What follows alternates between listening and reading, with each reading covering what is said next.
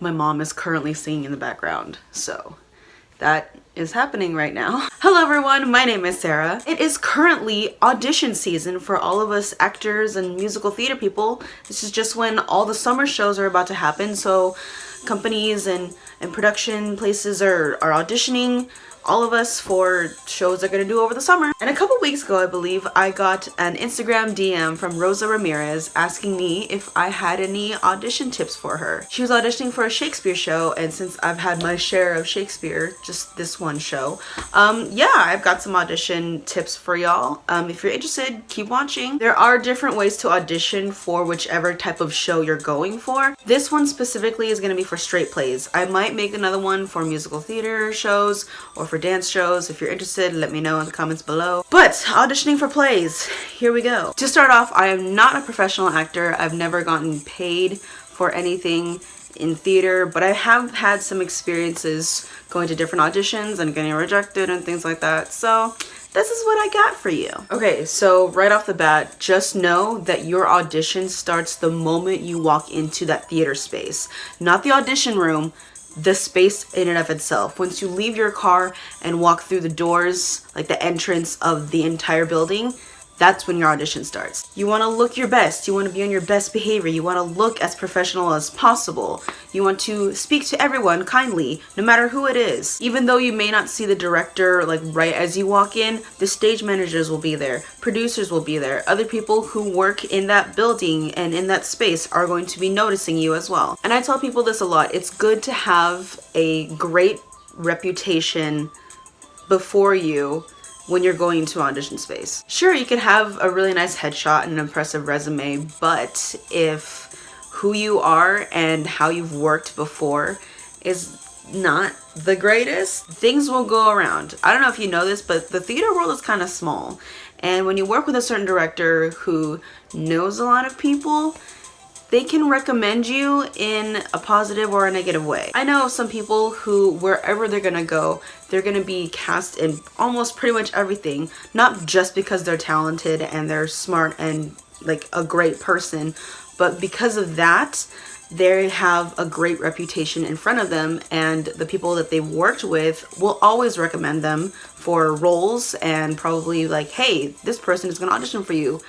You might want to cast them because they're fantastic. Then on the flip side, there are some people that aren't so great, and those directors will probably go around and, you know, be asked about a certain actor, and then they'll just be straight up about it. All right, so the actual audition process. First off, be prepared. Know the monologue you're using, know the context of the monologue, know the show you're auditioning for so you can get into a certain character and you can prepare that monologue that you're going to use for the audition. Get your prep done before you walk in. Don't just go into the theater space and just like, you know,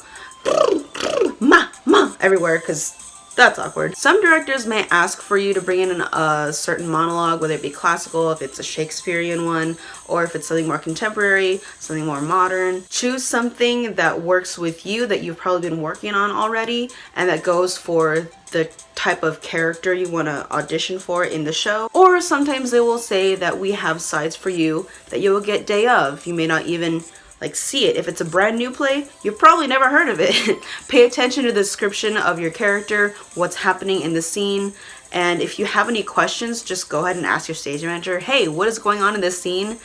Like what's going on before this, what's gonna happen after, if it has any description about the character that you're going to be reading for, or characters sometimes. Pay attention to those details. You may not have to fully act out the entire scene. Like if someone leaves, you may not have to leave like out the door, but you know, step aside or something. Also, if you're going to be reading with a partner that you've never met before, make sure you get to know them at least a little bit. Like introduce yourself, connect with them somehow. I've been to an audition where they had sides for me to read and they just said, hey, you and you're on deck, get ready. And so I was like, okay, cool.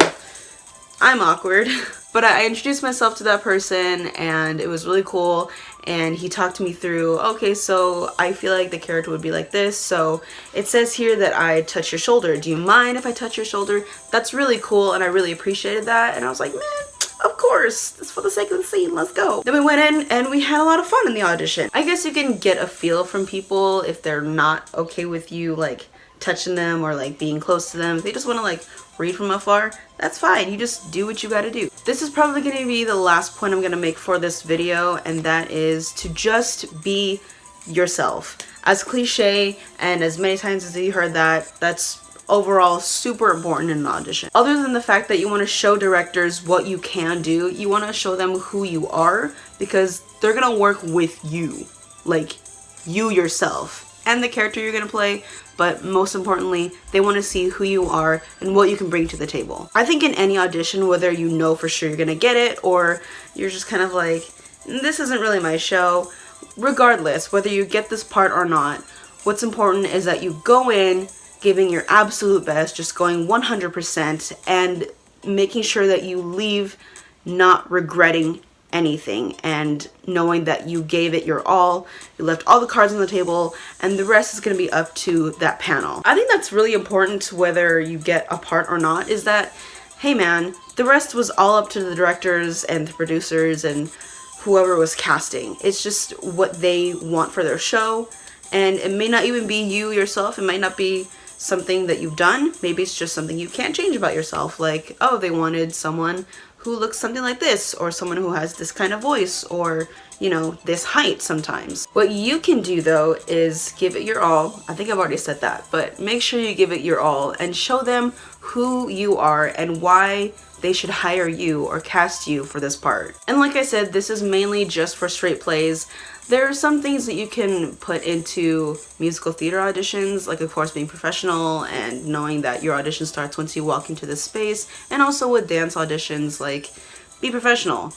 Your audition starts once you walk into the space. It's good to have a great reputation. And speaking of those, I am currently in a dance show. I'm in a dance concert called People in Motion that is running May 17th through 20. If you are in the area of Southern California and you want to come see me dance, I'm in 5 out of 12 pieces, I believe.